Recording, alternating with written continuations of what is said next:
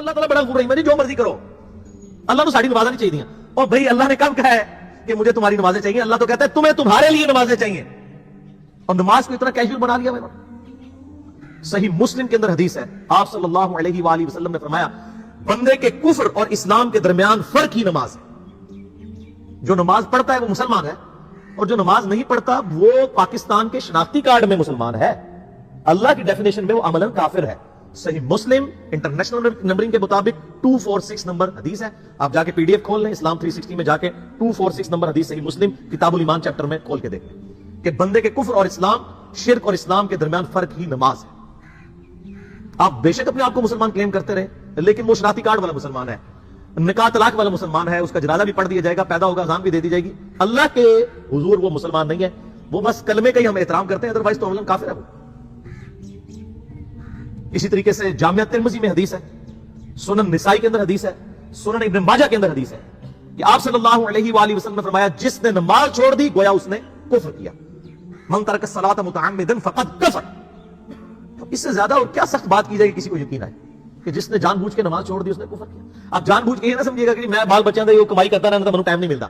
جان بوجھ کی ڈیفینیشن بھی نبی علیہ السلام نے بخاری اور مسلم میں موجود ہے کہ اگر کوئی شخص بے ہوش ہو جاتا ہے یا سویا رہ جاتا ہے، یہ دو آپشنز ہیں، یا تیسرا آپشن ہے وہ بھول جاتا ہے، تو جیسے یاد آئے اسی وقت وہ والی نماز پڑھ لے. لیکن جو شخص دنیا کو ٹاپ پرائورٹی مانتا ہے، اپنا آفس چھوڑنے کے لیے تیار نہیں، اپنا کلینک چھوڑنے کے لیے تیار نہیں ہے، اور اپنی دکان چھوڑنے کے لیے تیار نہیں ہے نماز کے لیے، تو ظاہر ہے کہ وہ تو اپنے آپ کو دھوکہ دے رہا ہے. اللہ تعالیٰ تو اپنے معاملات کے اندر بالکل اسٹریٹ فارورڈ ہے، بالکل یہ ذہن میں رکھ لیں. جامعہ ترمذی میں صحیح سند کے ساتھ موجود ہے، عبداللہ بن شفیق تابعی رحمہ اللہ تعالیٰ کہتے ہیں کہ صحابہ کرام علیہم رضوان صرف نماز کے چھوڑنے کو ہی اعمال میں سے کفر سمجھتے تھے. یعنی وہ کسی کو نماز پڑھتا ہوا دیکھتے تھے تو کہتے تھے یہ مسلمان ہے، اور کسی کو نماز پڑھتا ہوا نہیں دیکھتے تھے تو وہ کہتے تھے یہ کافر ہے. یہ جامعہ ترمذی ہے، یہ کوئی سٹوری بک نہیں میں سنا رہا آپ کو. مسند احمد میں صحیح سند کے ساتھ حدیث ہے، نبی صلی اللہ علیہ وآلہ وسلم نے معاذ ابن جبل سے فرمایا معاذ اللہ کے ساتھ کسی کو شریک نہ ٹھہرانا، خواہ تمہارے ٹکڑے ٹکڑے کر دیے جائیں، تمہیں سولی پہ چڑھا دیا جائے، تمہیں آگ میں جلا دیا جائے، اللہ کے ساتھ کسی کو شریک نہ ٹھہرانا. اور معاذ نماز بھی نہ چھوڑنا، کیونکہ جس نے نماز چھوڑ دی اللہ تعالیٰ کے ذمہ کرم سے وہ نکل گیا، اللہ کے حضور اس کے لیے کوئی حصہ نہیں ہے جس نے نماز چھوڑا. کتنا کرٹیکل ایشو ہے. اور اسی طریقے سے مسند احمد میں یہ ایک اور حدیث ہے کہ آپ صلی اللہ علیہ وآلہ وسلم نے فرمایا جس شخص نے اپنی زندگی میں نماز کی حفاظت کی، قیامت والے دن وہ نماز اس کے لیے نور ہوگی، نجات ہوگی، اور اس کے حق میں دلیل ہوگی. اور جس نے نمازوں کی حفاظت نہیں کی اس کے لیے قیامت والے دن کوئی نجات، کوئی نور اور کوئی دلیل نہیں ہوگی، الٹا اس کا حشر قارون، فرعون اور ابی ابن خلف کے ساتھ ہوگا. والعیاذ باللہ تعالی. یہاں تو ہم کہہ دیتے ہیں یا اللہ جو کچھ بھی ہے تیرے محبوب کی امت سے ہے، یعنی اللہ ہم نے تو اپنی اصلاح کوئی نہیں کرنی، ہمیں اسی طریقے سے ہی قبول کر لیں. والعیاذ باللہ تعالی. اور کچھ ویسے علماء کا بھی اس میں بڑا برا کردار ہے کہ انہوں نے نماز کو بھی اتنا مشکل فرض بنا کے پیش کیا ہے کہ ایک عام آدمی کے لیے، اور جو دنیاوی معاملات کے اندر بھی انوالو ہے، اور کسی ایسی عورت کے لیے جس کے کئی بچے ہیں، مطلب اس روٹین کے اندر اس نماز کو مینج کرنا مشکل ہوتا ہے. ہمیں تو عشاء کی صرف 17 رکعتیں بتا دی گئی ہیں، حالانکہ 24 گھنٹے کے اندر ٹوٹل نماز کی رکعتیں 17 ہیں جن کی اکاؤنٹیبلٹی ہے.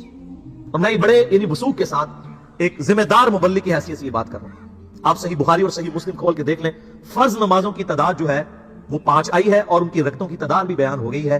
فجر کے 2 فرض، ظہر کے 4 فرض، عصر کے 4، مغرب کے 3 اور عشاء کے 4. اور سفر میں سارے 2 فرض ہیں، مغرب کے 3. یہ ٹوٹل 17 رکھتے ہیں جن کی اکاؤنٹیبلٹی.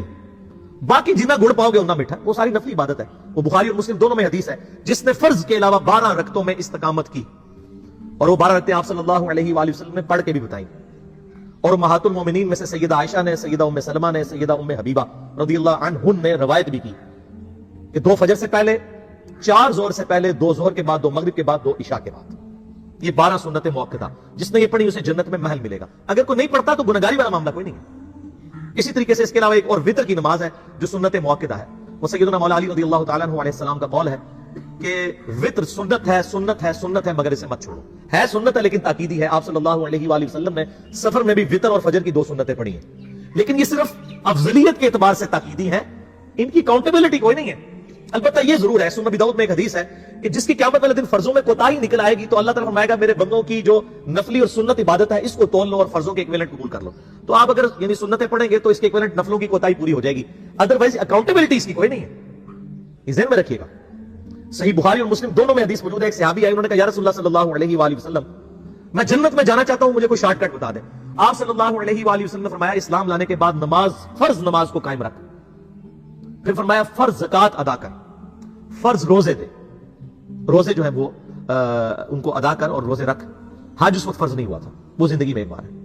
تو اس نے کہا یا رسول اللہ صلی اللہ علیہ وآلہ وسلم جتنا آپ نے مجھے بتایا نہ میں اس میں ایڈ کروں گا نہ اس میں سے کوئی چیز مائنس کروں گا، اور یہ کہہ کے وہ چلا گیا۔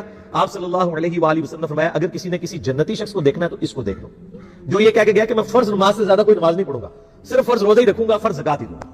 اب روزہ اور زکات میں تو ہمارے علماء کو اور عام پبلک کو بھی جو دیندار لوگ ہیں ان کو ہضم ہوتی ہے کہ کوئی شخص یہ نہیں کہتا کہ بھائی پیر اور جمعرات کا روزہ، صحیح مسلم میں حدیث ہے کہ آپ صلی اللہ علیہ وآلہ وسلم کے نفلی روزوں کی یہ روٹین تھی، کوئی آپ کو یہ نہیں کہے گا کہ جس نے جمعرات اور پیر کا روزہ نہ رکھا اس کے رمضان کے روزے قبول نہیں ہوں گے، کوئی کہتا ہے؟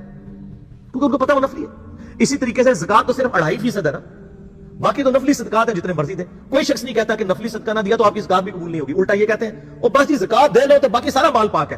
لیکن جب فرض نماز کی باری آتی ہے تو اس وقت وہ 12 رکھتے ہیں بھی، سنت موقع بیچ میں گھسیٹ دیتے ہیں، وہ بھی صرف فضیلت ہے۔ ٹوٹل 17 رکھتے ہیں، 2 فجر کی، 4 ظہر، 4 عصر، 3 مغرب، 4 عشاء۔ یہ میں کو اپنے لیے گراؤنڈ نہیں بنا رہا، میں تو الحمدللہ اس کے علاوہ بھی نفلی عبادت کرتا ہوں، لیکن میں بتا رہا ہوں خدا کے لیے لوگوں کو دین ایسا مشکل نہ پیش کریں کہ جو نبی علیہ السلام نے امت کو وہ دین نہیں دیا ہوا، اپنی مرضی سے انجیکٹ نہ کریں دین، لوگوں کے لیے مشکلات نہ کھڑی کریں، ان کو فرض نماز تک رکھیں۔ پھر انشاءاللہ کئی لوگوں کو میں نے اس نماز شروع کروائی، انہوں نے سنت نماز بھی، نوافل بھی شروع کر دیا، لیکن آپ کم از کم وہ ڈیٹم لیول تو اچیو کروائیں لوگوں کا۔ لیکن فرض نماز کی باری آتی ہے کہتے ہیں جی سنتے بھی حصہ ہے، کہاں سے میرے بھائیو حصہ ہے؟ وہ 17 رکھتے ہیں، سنتیں پڑھیں گے ثواب ہے، نہیں پڑھتے گناہ کوئی نہیں، تو کم از کم فرض تو ادا کریں۔ اس کے لیے آپ کو ٹوٹل 24 گھنٹے میں میرا خیال ہے 40 منٹ بھی نہیں چاہیے فرض پڑھنے کے، تو اس کے اوپر تو استقامت کم از کم ہم اختیار کریں۔ اور چھوٹی چھوٹی جو نٹی گٹیز ہیں ان کو تو ہم نے اتنا فالو کیا ہوا ہے، اور فرض نماز کے بارے میں ہم اتنے کیجول ہو جاتے ہیں۔ تو یہ فرض نماز کی امپورٹنس اس حوالے سے ضروری تھی، اس لیے میں نے ساتھ ہی بیان کر دی۔